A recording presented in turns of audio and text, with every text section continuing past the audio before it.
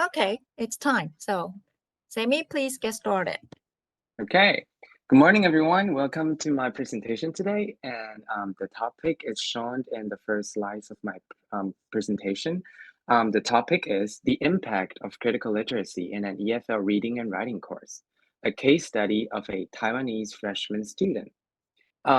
Before going into my presentation today, I would like to give you a brief introduction about the motivation of me conducting this research is because I am now a TA of this course, which is critical literacy integrated into reading and writing course for freshman students in our department. So it's my privilege to have this opportunity to observe those students in the class, and I would like to know more about their learning process. So let's get started. First of all, this is my table of content, and I will go through some of the elements in the introduction section and switch to the theoretical frameworks, which is related to the literature review part, and which leads to the gap of the research, which withdraw the research questions of my study. And then we will go through the methodologies, including participants, data collections, and then the last and the most important part is the data analysis. So let's get started. First of all, I would like to show you the significance of my study. Well, as you all know that something is not commonly addressed in the research field is it's obviously not the most acceptable reason for why you're conducting this research. So I would like to say my study aims to explore the effects of critical literacy in students' reading and writing skills and their perspectives on its role in language development and their learning process. And compared to the previous studies, which some of the professors, for example, Professor Ke, Professor Lee, have done research related to this topic, my study concentrates on the impact of critical literacy for further application in students' daily life. And later on, I'm going to explore more about this aspect. Next, the statement of the problem, which I stated that from the previous studies, for example, Professor Horn in NTU highlights the positive outcomes from integrating critical literacy into language learning. So I found that in the previous literatures, a lack of utilizing interviews within an investigative instrument has been a phenomenon, and I would like to know how can I do for interviews the participants to get to know more insights and richer data. So that's why later on in my instruments, I would like to explain why I use interviews for my instruments. And critical literacy also aims for promoting social action, which is actually the most important part of critical literacy. Later on, I'm going to explain that in my literature review. So we would also like to know how students' critical stance have been developed during the course, and what is the differences before and after the course. This is also the significance of my investigation. So then we're going to see the research questions of my study. I have 3 questions within. The first is, what happened to freshman students' reading and writing skills when critical literacy is integrated into an EFL reading and writing course, which the freshman students are taking right now in this semester?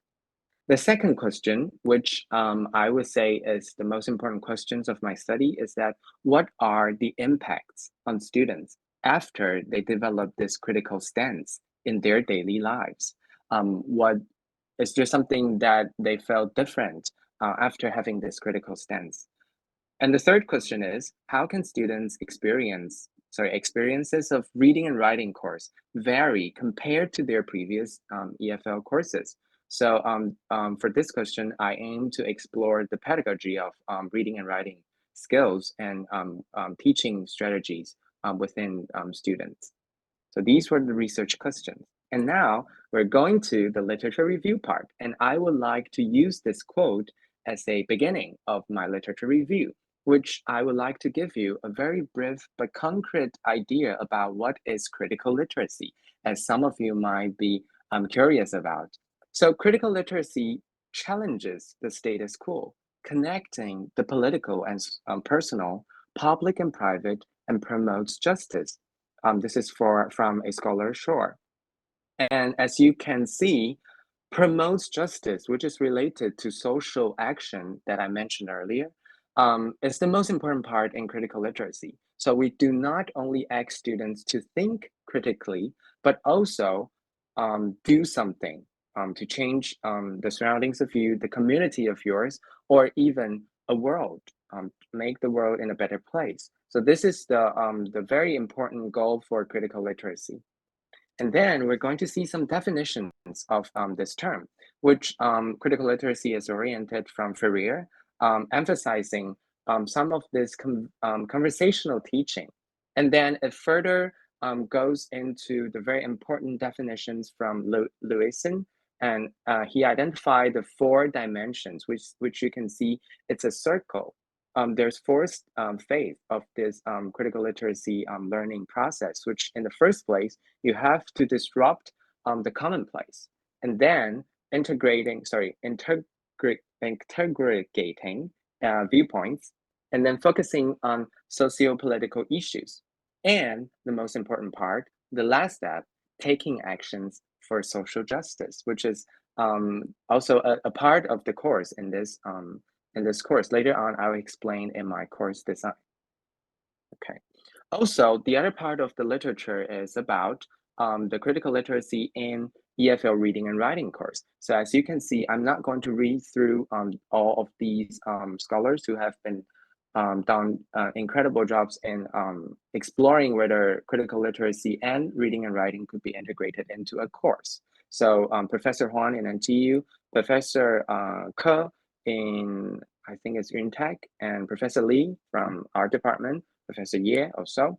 So these scholars have highlighted the importance of the importance for having the research on critical literacy and reading and writing.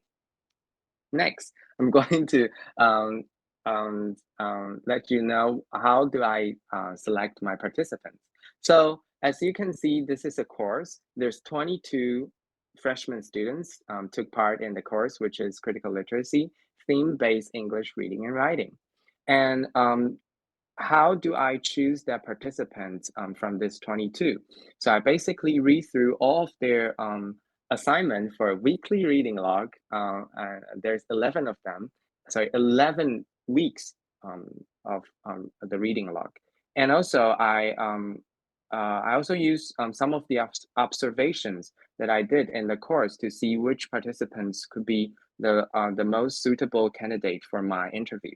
So in the end of sampling, I have 1 participant getting an interview with me to get a further insights. Then this is the course design. And I must say, in the very beginning, this graph is called a psychograph.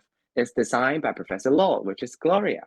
And I think this is the best illustration of our course design, which you can see there's 4 different phases that is related to the 4 dimensions that I just mentioned in the literature review part.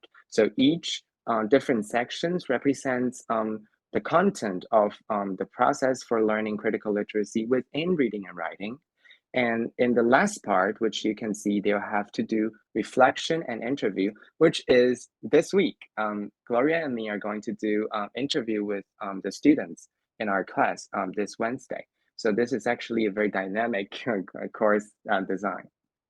Next, I'm going to show you why I use a semi-structured interview. There's a quote from our textbook, which is Qualitative Research in Applied Linguistics, quoted that interviews are valuable for teachers because they can provide insights into people's experiences, beliefs, perceptions, and motivations at a depth that is not possible with questionnaires. So this is basically why I think interview is also a very approachable and effective instruments for conducting this study. And this is a quick review for my interview questions, which I have 9 questions divided into 3 different sections. And the 3 sections are highly related to the 3 research questions that I had.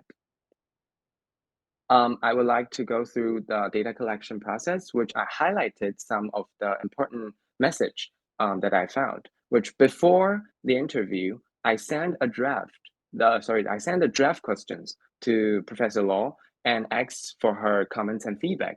And I have to say, I highly appreciated the precious time from Gloria that she did gave me the very important comments that I revised my questions and then I use it for a final version. And then I modify the question based on the interaction with the participants within the interview. That is also a very important part, since you will know some of the questions will not be very suitable for the answers that the participants have gave you.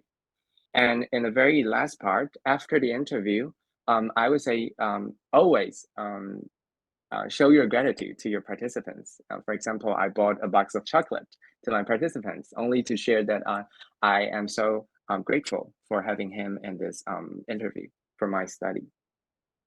Okay, and for data analysis, I use content analysis, which I believe I'm run out of time. So I have to go through this very quickly. This is the transcript of my interview. So as you can see, I highlighted some of the important which is called the meaning units. And then I put the meaning units, this is a sample of coding. I put the meaning units into memos, which I took notes after reading through again and again the meaning units manually. And then codes and themes were emerged. So this is how I do coding basically. And that's it for my presentation. Thank you for listening. Okay, thank you very much for the presentation. Okay, and all right. So again, please take the time to give comments and feedback to Sammy. And Sammy, let's go to this discussion forum.